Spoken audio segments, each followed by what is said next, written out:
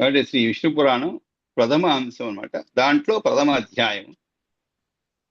జితం తే ఓం నమో భగవతే వాసుదేవ. జితం తే పుండరీకాచ నమస్తే విశ్వభావన. నమస్తే అస్తు ఋషికేశ మహాపురుష పూర్వజ. తదక్షరం బ్రహ్మయ ఈశ్వర పుమాన్. గుణోర్మి సృష్టి స్థితి కాల సంలయ. ప్రధాన బుద్ధ్యాది జగత్ ప్రపంచసూ. స నో వస్తు విష్ణుర్మతిభూతి ముక్తిదః. ప్రణమ్య విష్ణుం విశ్వేశం బ్రహ్మాదీన్ ప్రణిపత్య చ. గురుం ప్రణమ్య వక్ష్యామి పురాణం వేద సంహితం. ఇతిహాస పురాణజ్ఞం వేద వేదాంగ పారగం.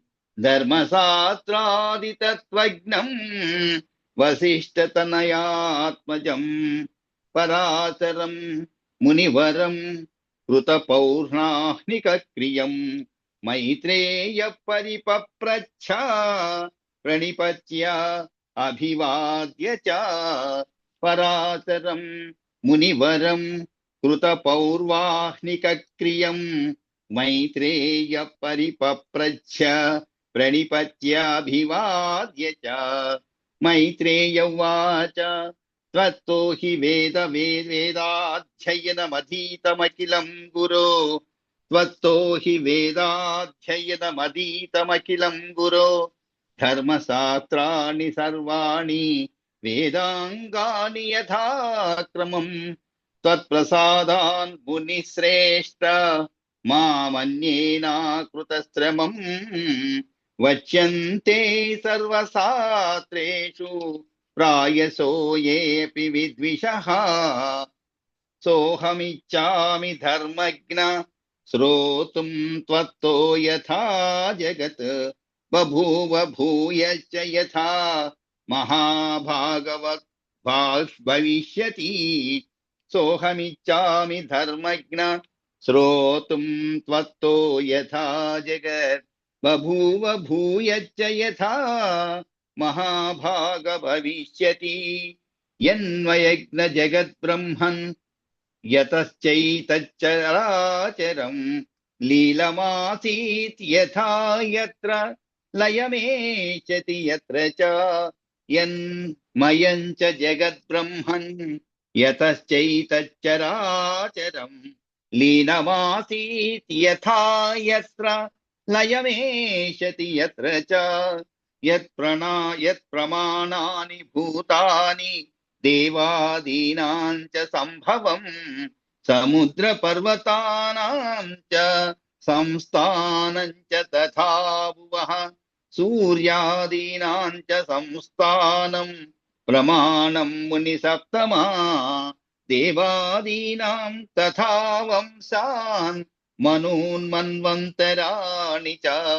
కల్పాన్ కల్ప వికల్పాం చ చతుర్యుగ వికల్పితాన్. కల్పాంతస్య స్వరూపశ్చ యుగ ధర్మాం చ కృత్స్నసః. కల్పాన్ కల్ప వికల్పాం చ చతుర్యుగ వికల్పితాన్. కల్పాంతస్య స్వరూపాశ్చ యుగ ధర్మాశ్చ కృత్స్నసః. దేవర్షి పార్థివానాం చ చరితం యన్మహామునే. వేద శాఖా ప్రణయన్ యథావత్ వ్యాసకర్తుకం. ధర్మాంచ బ్రహ్మణాదీనాం ధర్మాంచ బ్రాహ్మణాదీనాం తథా చాశ్రమవాసినాం. శ్రోతుమిచ్ఛామి అహం సర్వం త్వత్తో వాసిష్ఠనందనా. బ్రహ్మన్ ప్రసాద ప్రవణం కురుష్వ మయి మానసం. ఏనాహమేతజ్ఞానీయాం తత్ప్రసాదాన్ మహామునే.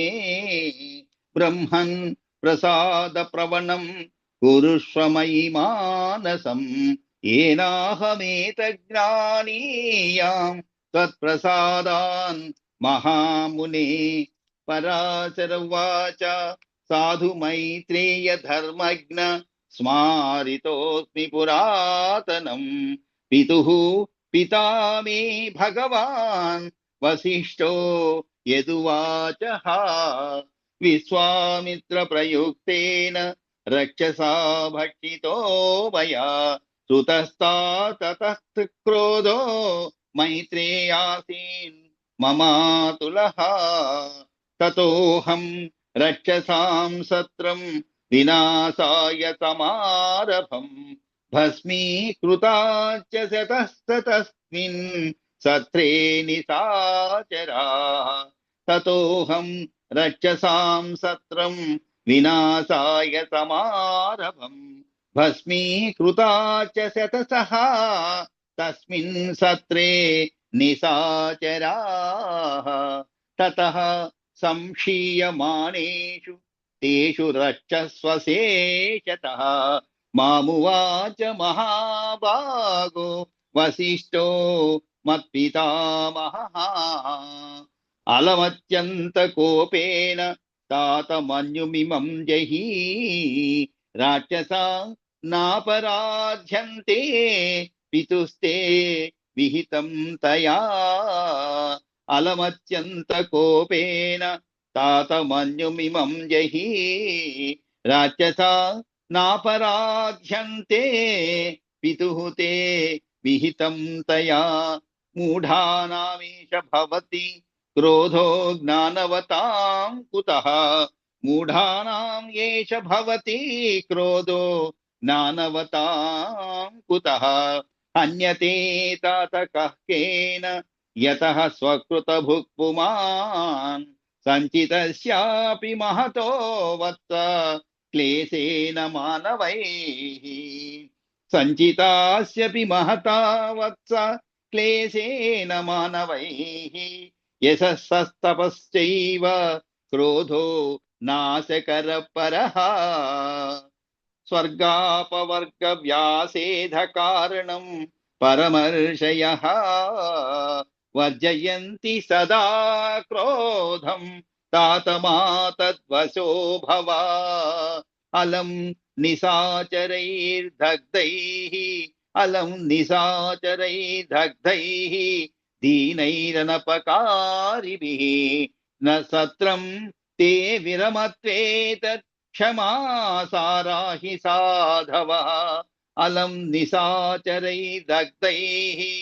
दीनैः अनपकारिभिः सत्रं ते विरमत्वेतत् क्षमा साराहि साधवः एवं तातेन तेनाहमनुनीतो महात्मना उपसंहृतवान् सत्रं सद्यस्तद्वाक्य गौरवात् एवं तातेन तेनाहमनुनीतो महात्मना उपसंहृतवान् सत्रं सद्यः तद्वाक्य गौरवात् ततः प्रीतः स भगवान् वसिष्ठो मुनिसत्तमः सम्प्राप्तश्च तदा पुत्रः पुलस्त्यो ब्रह्मणस्तुतः पितामहेन तद्धार्ग्यः कृतासन परिग्रहः मामुवाच महाभागो मैत्रेय पुलहाग्रजः पितामहेन दत्तार्घ्यः कृतासन परिग्रहः मामुवाच महाभागो मैत्रेय पुलहाग्रजः वैरे महति यद्वाक्यात् गुरोरस्याश्रिता क्षमा त्वया तस्मा समस्तानि भवान् सात्राणि वेच्यति सन्तर्तेर्न ममोच्छेदः क्रुद्धेनापि यतः कृतः त्वया तस्मान् महाभाग ददाम्यन्यं महावरम् पुराण संहिता कर्ता भवान् वत्स भविष्यति देवता पारमार्थश्च यदावत् वेश्यते भवान् पुराण संहिता कर्ता भवान् वत्स भविष्यति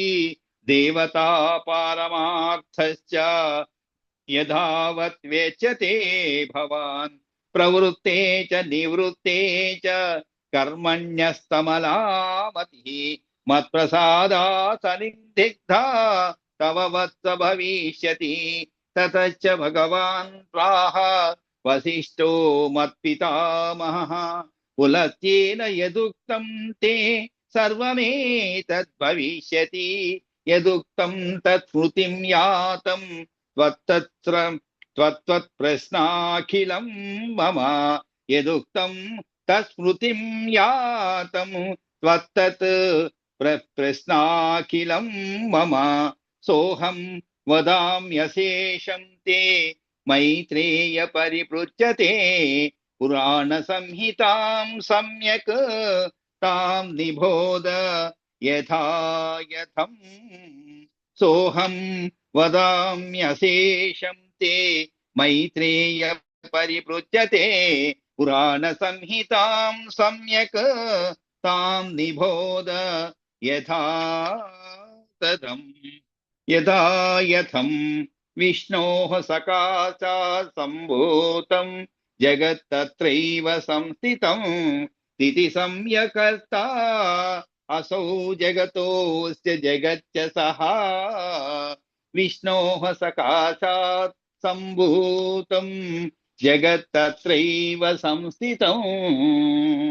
స్థితి సంయమకర్తాసౌ జగతోవస్య జగచ్చ చ. కాబట్టి ఇది మనకి ప్రథమ అంశంలో 1వ అధ్యాయంలో ఉన్నటువంటి శ్లోకాలు అన్నమాట. కాబట్టి దీంట్లో ఈ శ్రీధరి వ్యాఖ్యానం అనేటువంటి వ్యాఖ్యానంతో మనం తెలుసుకుందాం అన్నమాట. ఇక్కడ పరాశరం మునివరం కృత పౌర్వాణిక క్రియం మైత్రేయ పరిప్రప్రచ్ఛ ప్రణిపత్య అభివాద్య చ. పరాశరం మునివరం కృత పౌర్వాణిక క్రియం. కృత అంటే ఏమిటి? చేయబడినటువంటి అర్థం. ఏమి చేయబడినటువంటి? కృత పౌర్వాణిక క్రియం మైత్రేయ పరిప్రచ్ఛ ప్రణిపత్య అభివాద్య చ అని చెప్పబడింది. కాబట్టి ఇక్కడ పరాశరుడు తను తాను నేరుగా చెప్పుకోకుండా పరోక్షంగా మరొక వ్యక్తినిగా పేర్కొంటాడు. ఈ విధమైనటువంటి శరీరము జన్మము జాతి కారణంగా వచ్చే అహంకారం వెల్లడించకుండా ఒక సాధారణ వ్యక్తి వలె వినయంతో చెప్పుకున్నట్టు సూచిస్తుంది అన్నమాట. ఇక్కడ అన్ని రకాలైనటువంటి నష్టములకు అహంకారం మూల కారణం కదా. అందుకే అహంకారం లేని వాడైనటువంటి పరాశరునికి ప్రణిపత్య అంటే ఏమిటి? మామూలుగా నమస్కరించడం ఒకటే అనమాట. ప్రణిపత్య అంటే దుడ్డు కర్ర వలె ఆకొస నుండి ఈ చివరకు దేహం అంతా నేలకు తాకున్నట్లుగా పడిపోయి నమస్కారం చేసి అని అర్థం అంట. ప్రణమ్య అంటే పాదములు పట్టుకొని అర్థం, అంటే దండం పెట్టుట. మొదలుగా శాస్త్రం విధించినట్టు తీరుగా వినయంతో తన యొక్క గోత్రము, ఋషి ప్రవర, వేద శాఖ, సూత్రము, పేరు మున్నగువాన్ని తెలుపుకుంటూ అభివాదం చేశాను. అంటే మనం కూడా ఈ రోజుల్లో నువ్వేమిటి అంటే ఏదో పేరు చెప్తాం, కానీ ఇంకా శాస్త్ర ప్రకారము ఎలా చెప్పాలంటే మామూలుగా ఎవరైనా అడిగితే గోత్రము, తర్వాత ఋషి ప్రవర అంటే ప్రతి గోత్రానికి ఋషులు ఉంటారన్నమాట. ఆ ఋషులు ఎవరు, ఆ పేర్లు, తర్వాత వేద శాఖ వేదాన్ని మనం అనుసరిస్తుంటాం అది, తర్వాత సూత్రము, ఈ విధంగా తెలుపుకుంటూ అభివాదం చేయటం అన్నమాట. కాబట్టి మైత్రేయ పరిప్రచ్ఛ ప్రణిపత్య అభివాద్యచ అని చెప్పబడింది. కాబట్టి సూర్యోదయపు కాలం ఇక్కడ ఇంకోటి చెప్పారు, కృత పౌర్వాణిక క్రియం అని చెప్పండి. కృత అంటే ఏమిటి? చేయబడినటువంటి. ఏం చేయబడినటువంటి? సూర్యోదయపు కాలం నుండి చేయవలసినటువంటి సంధ్యావందనము. మామూలుగా సూర్యోదయం అనగానే మనం చేసే పనులు వేరు, ఋషులు వాళ్ళు చేసేటువంటి పనులు వేరు అనమాట. మునులు చేసేటువంటి పనులు వేరు.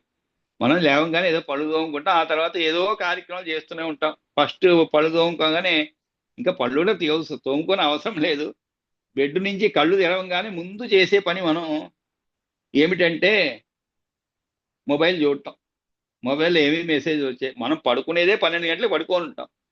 లేచేది ఎప్పుడు లేస్తాము? 6కో 6:30కో లేస్తామండి. ఈ 5-6 గంటల లోపల ఏమైనా వచ్చాయా అని ఒక కుతూహలం అనమాట. కాబట్టి మనం ముందు చేసే పని అదే అనమాట. అందరూ, ఒకరిని కాదు ఇద్దరిని కాదు, అందరూ, ఏదో కొద్దిగా పాత తరం వాళ్ళు తప్ప ఈ తరం వాళ్ళందరూ చేసే పని అదే అనమాట. అంటే ఒక యాంగ్జైటీ ఏదైనా వచ్చిందేమో విషయాలని చెప్పి అది చూస్తున్నాం. కానీ ఇక్కడ సూర్యోదయ కాలం నుండి చేయవలసిన ఏం పనులు? సంధ్యావందనము, బ్రహ్మయజ్ఞము, అగ్నిహోత్రము మొదలుగా గల ప్రాతకాలం చెందినటువంటి నిత్యక్రియను ముగించుకొని అని అర్థమట. ప్రశాంతంగా కూర్చొని ఉన్నటువంటి మునులో శ్రేష్ఠుడైన పరాశరుడైన మహర్షి వద్దకు మైత్రేయుడు అని పేరు గల పూర్వ విద్యార్థి. ఇక్కడ కృత పౌష్ణానిక క్రియం పరాశరం మునివరం అంటే అతని దగ్గరికి వచ్చారనమాట. ఎవరు వచ్చారు? మైత్రేయుడు అని పేరు గల మైత్రేయ పరిప్రచ్ఛ ప్రణిపత్య అభివాద్యచ. ఎలా అడిగాడు ఆయన? వచ్చి రాగానే ప్రశ్నించలేదు, హలో సార్ హవార్యు అని చెప్పి వెంటనే అడగలేదు. ఆయన ప్రణిపత్య అభివాద్యచ అని చెప్పండి. కాబట్టి ఆ మైత్రేయుడు శిష్యుడు వచ్చి సాష్టాంగ నమస్కారం చేసి పాదమును తాకి తన గోత్ర ప్రభావం చెప్పుకుంటూ శాస్త్రం ఆదేశించిన ప్రకారం దండము పెట్టి చెప్పబో రీతిగా ప్రశ్నించినాడు.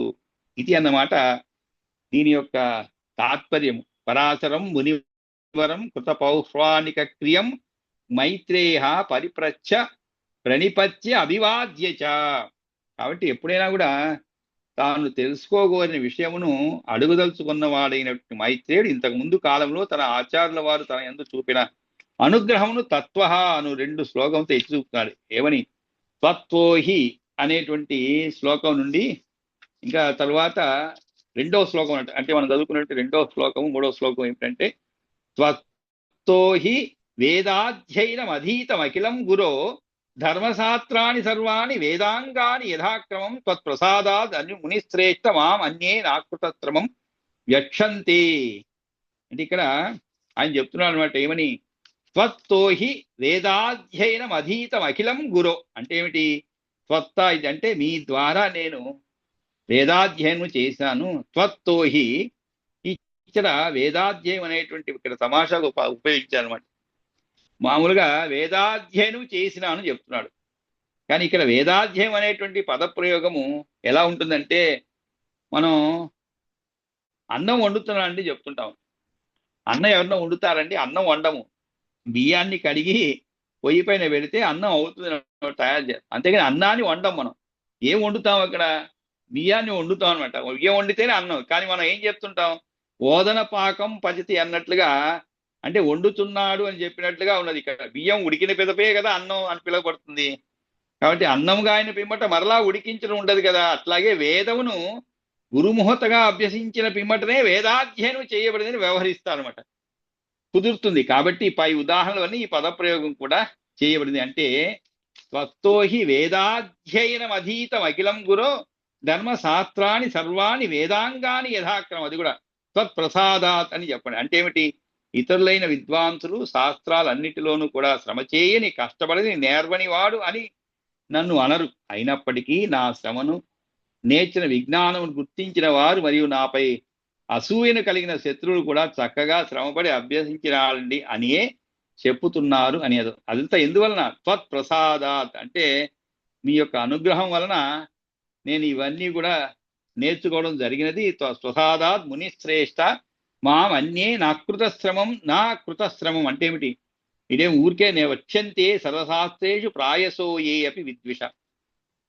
అంటే మామూలుగా ఇక్కడ ఒక విషయం మనం అంటే ఈ కాలంలో ఎలా వర్తిస్తుంది అనే దానికి చూసుకుంటే మనం ప్రత్యేకంగా తత్ప్రసాదాన్ని చెప్తున్నారు. అంటే ఏమిటి?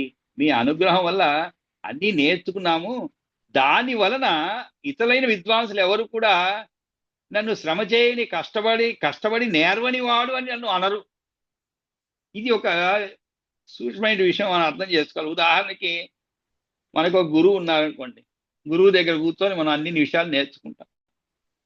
తర్వాత ఎవరో అడుగుతారు, ఎవరండి మీకు ఈ విషయాలని చెప్పింది? ఎవరు మీ గురువు అని అడుగుతారు. అడంగానే వారి పేరు చెప్తాం, బలాని వారి పండి చెప్తాం. వెంటనే వారేమంటా అంటే ఆయన అబ్బో ఉద్దండు పండితుడండి, ఆయన చాలా పెద్ద ఆయన విద్వాంసుడు, ఆయన దగ్గర మీరు నేర్చుకున్నారంటే ఇంకా మిమ్మల్ని ప్రశ్నించవలసిన అవసరం లేదు, అన్నీ తెలిసినటువంటి వారే, మీరు కూడా కష్టపడి నేర్చుకుంటారు ఆయన దగ్గర. ఎందుకంటే ఆయన క్రమశిక్షణకు మారిపోయారండో. ఊరికే అట్లా అల్లాటప్పుగా మిమ్మల్ని పాస్ చేసి ఉండరు. ఆయన ఏదో మార్కులు వేసేసి మిమ్మల్ని పాస్ చేసినారు. ఆయన దగ్గర చాలా కష్టపడి నేర్చుకుంటారు అని చెప్తారు. అదే ఇంకొక గురువు దగ్గర నేర్చుకున్నాడు, ఆయన అన్ని అక్రమాలకి ఆయన మూలస్థానం అక్కడే.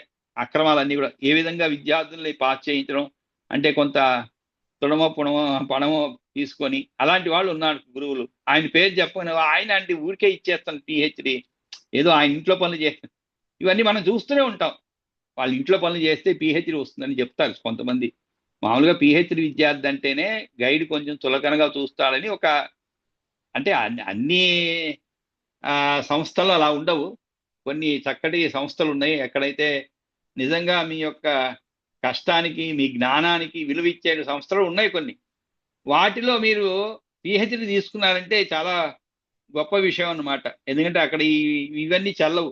కానీ కొంతమంది దగ్గర మీరు తీసుకున్నారు అనుకోండి, గైడ్ దగ్గర, ఆయన ఏముందండి ఊరికే ఇచ్చేస్తాడు, వాళ్ళ ఇంట్లో పనులు చక్కగా చేస్తాడు.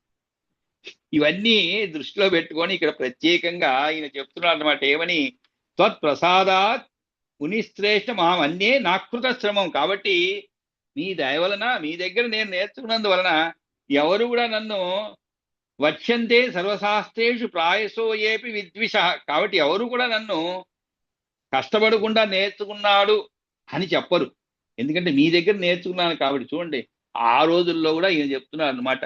అంటే ఇప్పుడు మనం ఇదే విషయాన్ని మనం ఇప్పుడు కూడా మాట్లాడుకుంటుంటాం. బలాని వాళ్ళ దగ్గర నేర్చుకున్నారంటే నిజంగా కష్టపడి పాస్ అయి ఉంటాడని నేర్చుకున్నాడు. అదే కొన్ని కాలేజీల్లో చదువుకున్న వాళ్ళంటే ఆ కాలేజీలో మార్కులు వేస్తాడని అంటుంటాం. కాబట్టి అలా కాదు అని ఈయన ముందే చెప్తున్నాడు. అసూయ కలిగిన శత్రువులు కూడా చక్కగా శ్రమపడి అభ్యసించినాడండి అని చెప్తున్నారు అని అర్థం అనమాట. కాబట్టి ఓ గురువు గారు, మీ అనుగ్రహం ద్వారా అన్ని వేదములు మరియు వేదాంగములు, శిక్ష, వ్యాకరణము, ఛందస్సు, నిరుక్తం, జ్యోతిషం, మీమాంస అనేటువంటి ఆరింటిని కూడా మరియు ధర్మశాస్త్రాన్ని కూడా మొత్తం ఓసుగా ఒక్కొక్కటిగా నేర్చుకున్నాను. ఇదంతా కూడా మీ చదువు వల్లనే జరిగింది అన్నమాట. కనుకనే అధ్యయన భారమును, శాస్త్రరహస్యములను బాగుగా తెలిపిన పెద్దలు కష్టము నెరగకుండా గురుకృప వల్లనే విజ్ఞానవంతుడు అయినాడని అనటలేదన్నమాట. నా ప్రతిజ్ఞ చూచి ఓర్వజాలని వారు కూడా బాగుగా కష్టపడి చదివినాడండి అనియే అంటున్నారు. అది దీని యొక్క అర్థం అన్నమాట. త్వత్తోహి వేదాధ్యయనం అధీతం అఖిలం గురు ధర్మశాస్త్రాన్ని సర్వాణి వేదాంగాని యథాక్రమం తత్ప్రసాదాత్ మునిశ్రేష్ఠ మామన్యే నాకృత శ్రమం వక్ష్యంతే సర్వశాస్త్రేషు ప్రాయసోయేపి విద్విష. ఆ తరువాత తన మనసులో ఉన్నటువంటి కోరికను తెలుపుతున్నాడు. ఏమని? సో అహం ఇచ్చామి, సోహం అహం ఇచ్చామి ధర్మజ్ఞ శ్రోతుం త్వత్తో యథా జగత్ బభూవ భూయశ్చ యదా మహాభాగ భవిష్యతి తన్మయశ్చ జగద్బ్రహ్మన్ యతశ్చైతచ్చరాచరం లీనం ఆసీత్ యథా యత్ర లయమేష్యతి యత్ర చ.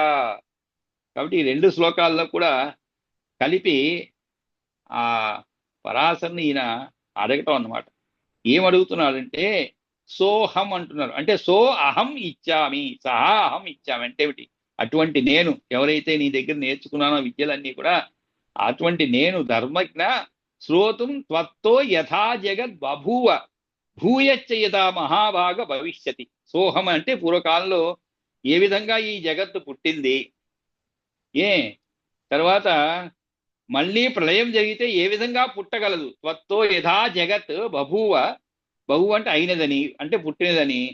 భూయచ్చ యథా మహాభాగ భవిష్యతి, భూయచ్చ అంటే మరలా, యథా అంటే ఏ విధంగా, మహాభాగ భవిష్యతి అంటే అవుతున్నది, ఎట్లా ఉండబోతున్నది అని దీని ద్వారా జగత్తు పుట్టుకను గురించి ప్రశ్నించినట్లయింది అనమాట.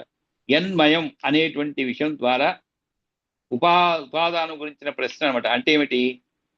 తనకు కావలసినటువంటి విషయాన్ని దీంతో చెప్తున్నాను. ప్రతి వస్తువు కూడా తను పుట్టడానికి ముందు 3 కారణాలు కలిగి ఉంటుందన్నమాట. అది ఏమిటి ఆ 3 కారణాలు? ఏ వస్తువైనా, ప్రతి వస్తువులు కూడా తను పుట్టడానికి ముందు 3 కారణాలు కలిగి ఉంటాయన్నమాట. అందులో మొదటిది ఏమిటి? ఉపాదాన కారణం. అంటే ఏమిటి?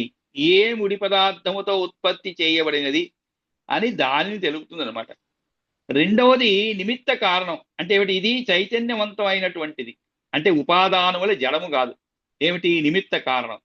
తన యొక్క కోరికను అనుసరించి బాగుగా ఆలోచించి ఆయా అవసరాలు తగినట్లు ముడి పదార్థమును మలుచుకుంటాడనమాట. ఇది లేనిది ఏ ముడి పదార్థమును ఒక వస్తువుగా రూపుదిద్దుకోదు. ఇక మూడవది ఏమిటి? సహకారి. కాబట్టి మొత్తం 3 అనమాట. ఇట్లా మొదటిది ఉపాదానం, రెండవది నిమిత్త కారణం, ఇక మూడవది సహకారి కారణం. కాబట్టి ఇదే జడమే అంటే నిమిత్త కారణమైన మనిషికి ఇష్టం వచ్చినట్లుగా ఉపయోగపడి ముడి పదార్థములకు ఒకనొక రూపముని ఇవ్వడంలో తోడ్పడుతుంది. ఉదాహరణకు కుమ్మరి వాడు ఉన్నాడు అనుకోండి. ఆయన నిమిత్త కారణము. మట్టి ఏమవుతుంది? ఉపాదాన కారణం అవుతుంది అనమాట. ఆ మట్టితో ఆయన కుమ్మరి చక్రము, దుడ్డు కర్ర, అతని చేతులు ఉన్న అన్ని కూడా పనిముట్లు అవుతాయి అనమాట. అంటే సహకారి కారణములు. కాబట్టి ఈ ఉదాహరణతో మనకి చక్కగా అర్థమవుతుంది అనమాట. ఒక కుమ్మరివాడు ఉన్నాడు అనుకోండి, అతను నిమిత్త కారణం. మరి అతను దేనితో పని చేస్తుంటాడు? మట్టితో అన్నమాట. మట్టి అనేది ఇక్కడ ఉపాదాన కారణం అవుతుంది. మరి ఆ మట్టిని కూడా తనకు కావలసినటువంటి విధముగా మలుచుకోవాలంటే దానికి ఒక సహాయకాలు ఉండాలన్నమాట. అంతే కదండి, మనం మౌల్డ్ అంటుంటాం. కొన్నిట్లో మౌల్డ్ అని ఉంటుంది, మామూలుగా ఈ సిమెంట్ బ్లాక్లు అవి చేసేటప్పుడు అనమాట. ఆ మౌల్డ్లో సిమెంట్ని మట్టితో కలిపి కావలసినటువంటి ప్రపోర్షన్లో దాంట్లో పోస్తే దానికి కావలసినటువంటి రూపం వస్తుందన్నమాట మౌల్డ్లో.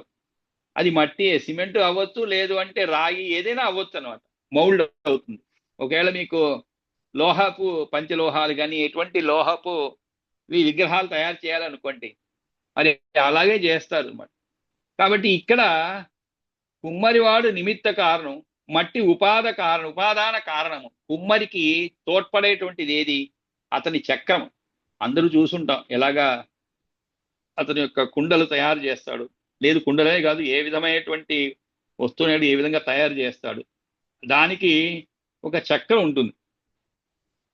ఆ చక్రాన్ని తిప్పేందుకు ఒక దుడ్డు కర్ర, అతని చేతులు ఉన్న ఇవన్నీ కూడా పనిముట్లు అనమాట. అంటే సహకారి కారణాలు ఇవన్నీ కూడా. కాబట్టి ఇవన్నీ జతపడినప్పుడే ఆ కుండను వస్తువు ఏర్పడుతుంది. అట్లే ఈ జగత్తు పుట్టడానికి కూడా కారణములైన వాటిని గురించి ప్రశ్నలు వేయబడింది అన్నమాట. ఈ సోహం అనేటువంటిది, సోహం ఇచ్చామి ధర్మజ్ఞ శ్రోతం త్వత్తో యథా జగత్ బభూవ భూయచ్చ యథా మహాభాగ భవిష్యతి యన్మయచ్చ జగద్బ్రహ్మన్ యతశ్చైతత్ చరాచరం లీనమాసీత్ యథా యత్ర లయమేష్యతి యత్ర చ. సరే, ఈ ప్రపంచం అంతా పుట్టినది, ఆ తర్వాత ఏమవుతుంది మరి? ఇవన్నీ కూడా ఎక్కడికి వెళ్ళిపోతాయి, మళ్ళా ఎలా పుడతాయి? కాబట్టి ఓ అన్ని విషయములు ఎరిగినటువంటి మహానుభావుడా, సర్వజ్ఞుడా, నీ ద్వారా ఈ విషయముల గురించి వినాలని అనుకుంటున్నాను. అది ఏమిటంటే, ఈ కనిపించేటువంటి చరాచర జగత్తు అంతా ఏ విధంగా ఏర్పడినది, ఏ విధముగా ఏర్పడినది ఓ మహాభాగా, తిరిగి ఎట్లాగ రూపుదిద్దుకొనగలదు? యన్మయంచ జగద్బ్రహ్మన్ యతచేతత్ చరాచరం లీనమాసీత్ యథా యత్ర లయమేష్యతి యత్ర చ.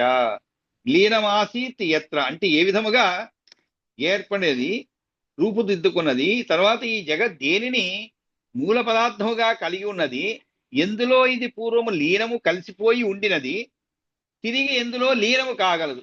అంటే ఒక వస్తువు ఏర్పడినప్పుడు అంతకు ముందు కూడా అది ఏదో ఒక రూపంలో ఉంటుంది. ఒక కుండ తయారైంది అనుకోండి, ఆ కుండకు ముందు ఆ కుండ ఏదో ఒక రూపంలో ఉన్నది, అంటే మట్టి రూపంలో ఉన్నది. ఆ తరువాత కుమ్మరి వాని యొక్క సహాయముతో ఈ కుండ రూపాన్ని ఆపాదించుందనమాట, పొందినదనమాట. ఆ విధముగా ఈ జగత్తు దేనిని మూల పదార్థముగా కలిగి ఉన్నది, ఎందులో ఇది పూర్వము లీనము కలిసిపోయి ఉండినది, తిరిగి ఎందులో లీనము కాగలదు. లీనము అవుట అనగా బొత్తిగా నామరూపాలు లేకుండా ఉనికిని కోల్పోవటం కాదండి. ఇది మనం అర్థం చేసుకోవాలి. లీనమైపోవటం అంటే అర్థం ఏమిటి? బొత్తిగా నామరూపాలు లేకుండా ఉనికిని కోల్పోవటం కాదు, కానీ స్థూలంగా కంటికి కనిపించేటట్లు కాకుండా సూక్ష్మ రూపమును గుర్తుపట్టరానంత చిన్నదగుటను పొంది దానికంటే పెద్దది అయిన మరొక వస్తువులో ఒదిగి ఉండటం, మళ్ళీ దేనిలో లీనము కాగలదు. కాబట్టి లీనము అంటే ఏమిటి? ఒక వస్తువు ఇంకో వస్తువు లీనమైపోవడం అంటే ఆ వస్తువు కంటికి కనిపించేటట్లు కాకుండా సూక్ష్మ రూపమును గుర్తుపట్టరానంత చిన్నదగుటను పొంది దానికంటే పెద్దది అయిన మరొక వస్తువులో ఒదిగి ఉండటం, మళ్ళీ దేనిలో లీనము కావడం. ఇది అనమాట లీనమాసీద్ యత్రేతి అంటే ఏమిటి? దేని యందు లయము అయినది అనుట ద్వారా లయము అవుటకు కలిసిపోవుటకు ఆధారము ఏది అని లయాధార ప్రశ్న వేయబడింది అనమాట. లయ ఆధార అంటే ఒక వస్తువు ఇంకో దాంట్లో కలిసిపోవాలంటే దానికి ఆధారం ఉండాలి కదండి. ఆ విధంగా కలిసిపోయింది, దానికి కారణం ఏమిటి, ఆధారం ఏమిటి అని లయాధార ప్రశ్న వేయబడింది అనమాట. అంతేకాదు, యత్ ప్రమాణాని భూతాని దేవాదీనాంచ సంభవం సముద్ర పర్వతానాంచ సంస్థానంచ తదా భువః సూర్యాదీనాంచ సంస్థానం ప్రమాణం మునిసత్తమ దేవాదీనాం తదా వంశాన్ మనూన్ మన్వంతరాణి చ.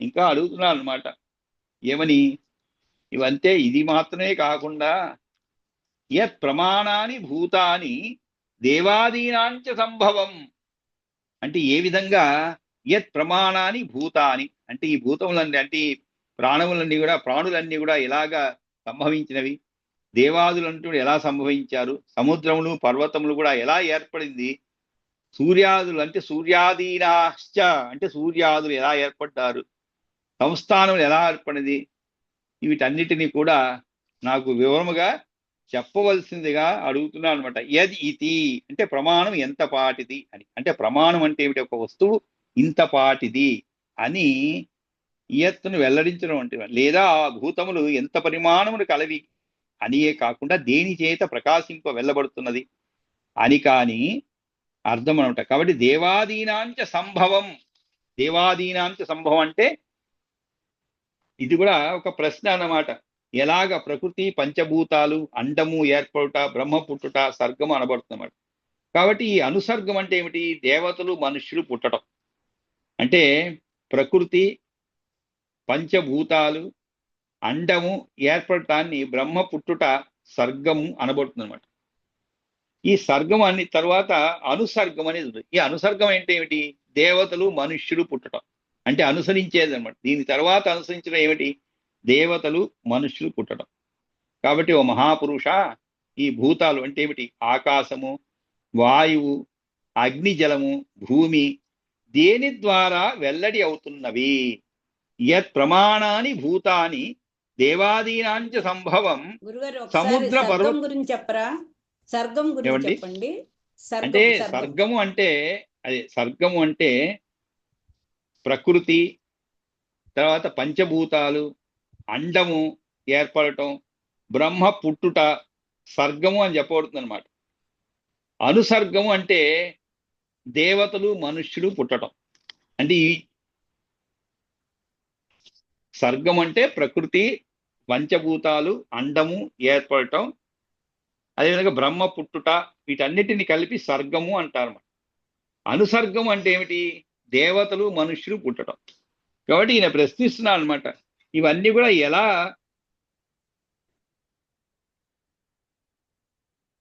ఏర్పడినవి అనేటువంటి ప్రశ్న ఇస్తున్నాడు. మహాపురుష, ఈ భూతాలు అంటే ఏమిటి, ఆకాశము వాయువు అగ్ని జలము భూమి ఈ దేని ద్వారా వెల్లడి అవుతున్నవి, దేవ తిర్యక్ మనుష్య స్థావరాదుల పుట్టుట ఏ విధంగా జరిగింది, అట్లాగే ఈ నేల సముద్రములు పర్వతములు ఎవరి వలన పుట్టి ఎవరిపైన దేనిపైన ఆధారపడవలసి ఉన్నవి.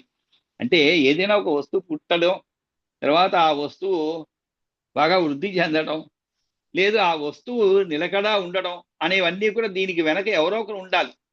ఉదాహరణకి మన ఇంట్లో ఏదో చిన్న పాప పుట్టింది అనుకోండి, మరి ఆ పాపను పుట్టినప్పుడు దానికి పుట్టుడికి ఒకరు ఆధారం, తర్వాత దానికి వృద్ధి చెందుతూ ఉంటుంది అన్నమాట. ఆ విధంగా దీనికి అన్నిటికీ కూడా ఎవరో ఒకరు వెనక ఉండి నడిపిస్తూ ఉంటారు. దానికి అన్నిటి కూడా కారణం ఏమిటి, ఈ నేల సముద్రములు పర్వతములు ఎవరి వల్ల పుట్టి ఎవరిపైన దేనిపైన ఆధారపడి నిలిచి ఉన్నవి, అది కూడా అడుగుతున్నాడు. ఎవరిపైన దేనిపైన ఆధారపడి నిలిచి ఉన్నవి. ఓ మునిశ్రేష్ఠుడా, ఆకాశంలో వెలిగే సూర్యాదుల యొక్క ప్రమాణము, సూర్యాదుల యొక్క ప్రమాణము ఎక్కడ, ఆకాశంలో వెలిగేటువంటి సూర్యాదుల యొక్క ప్రమాణము ఇవన్నీ కూడా ఏమిటి అనేటువంటి విషయాలు అడుగుతున్నాడు. సూర్యాదీనాంచ సంస్థానం ప్రమాణం ముని సప్తమ. సంస్థానం అంటే నిలబడి ఉండటం అని అర్థం. ఉదాహరణకి పర్వతాలు ఉన్నాయి, పర్వతాలు ఎలా నిలబడి ఉన్నాయి, దేనిపైన నిలబడి ఉన్నాయి, దానికి అన్నిటికీ కారణం ఎవరు. అదేవిధంగా సూర్యాదులకు వాటి యొక్క కారణం ఎవరు, దేవాదీనాం తదా వంశాన్ మనూన్ మన్వంతరానిచ. అంతేకాదు దేవతలు మున్నగు వారి యొక్క ఉత్పత్తి కాపురం ఉండు చోటులు వారి వారి వంశాలు మన్వంతరముల గురించి అన్నీ కూడా తెలపమని చెప్పి ఈ 2 శ్లోకాల్లో యత్ ప్రమాణాని భూతాని దేవాదీనాంచ సంభవం సముద్ర పర్వతానాంచ సంస్థానంచ తథా భువః సూర్యాదీనాంచ సంస్థానం ప్రమాణం మునిసప్తమ దేవాదీనాం తథా వంశాన్ మనూన్ మన్వంతరాణి చ. అంటే ఆయనలో ఉండేటువంటి జిజ్ఞాస అటువంటిది అనమాట, తెలుసుకోవాలంటే కోరిక. కాబట్టి తన గురువు కంటే మించిన వారు ఎవరుంటారు, కాబట్టి ఆ గురువునే అడుగుతున్నారు అనమాట. ఇంతటితో నిలిపేయలేదు ఆయన, ఇంకా ఏమడుగుతున్నారు? కల్పాన్ కల్ప వికల్పాంచ చతుర్యుగ వికల్పితాన్ కల్పాం తస్య స్వరూపశ్చ యుగ ధర్మాంచ కృష్ణస. కృష్ణస అంటే పూర్తిగా. ఆ తర్వాత కృతాంచ దేవర్షి పార్థివానాంచ చరితం యన్ మహామునే వేద శాఖా ప్రణయనం యథావత్ వ్యాస కర్తుకం. కాబట్టి కల్ప వికల్పాంచ, ఈ విషయం కూడా అడుగుతున్నారు. ఏమని? కల్పానితి, కల్పం అంటే బ్రహ్మ యొక్క పరిమితి తెలిపేవి అన్నమాట. అంటే అవి మహాకల్పాలు, వికల్పాలు అంటే బ్రహ్మ యొక్క ఒకనాటి పగటి కాలపు పేర్లు అన్నమాట. ఇచ్చట విభాగాలని మూలంలో శ్లోకంలో పాఠభేదం కనిపిస్తుంది. దానిని అంగీకరించినప్పటికీ అనే అర్థం. ఎట్లాగంటే కృత త్రేత ద్వాపర కలి అనేటువంటి 4 యుగములుగా పేర్కొనబడుతూ మాటికి ఒకదాని వెనక ఒకటిగా చక్రం మాదిరిగా తిరిగి వచ్చే మహాయుగములతో వికల్పితములు విభజించబడిన వాటి. అంటే ఏమిటి ఇక్కడ? మహాయుగం అంటే ఈ 4 అంటే కొన్ని విషయాలు మనకి కొంచెం ఎక్కువ శ్రద్ధ పెట్టి వింటూ ఉండాలి, లేదు శ్రద్ధ పెట్టి ప్రత్యేకంగా చదవాలన్నమాట. అప్పుడే ఇటువంటి విషయాలన్నీ మనకి కాస్త అవగాహనకి వస్తుండే అనమాట. అంత సులభంగా ఇవి ఏదో రామాయణంలో అయితే చిన్న కథలాగా ముందుకు సాగిపోతుంటుంది కాబట్టి అంత పెద్దగా దృష్టి పట్టాల్సిన పని లేదనమాట. కానీ ఇక్కడ కల్ప వికల్పాంచ అని చెప్పండి. అంటే ఏమిటి? మంగళం పాడుకుందాం. అయిపోయింది అప్పుడే. సరే.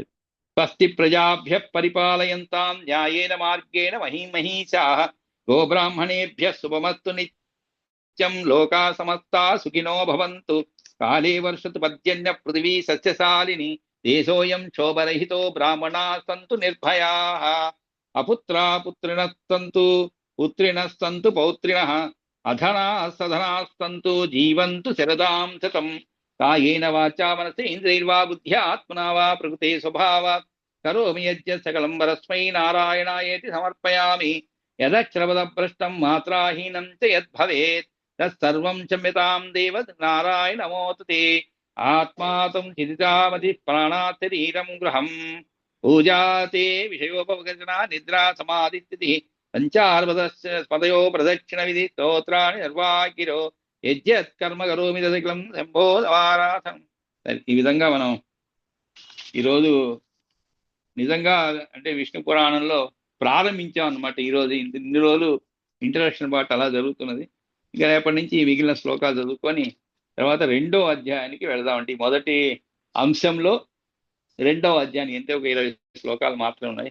కాబట్టి సర్వే జనా సుఖినో భవంతు. అందరూ కూడా మళ్ళా రేపు ఇదే సమయానికి కలుసుకుందామండి. నమస్కారం. దాసంబాబు గారు, దాదాపు గురుగారు దాసం అండి.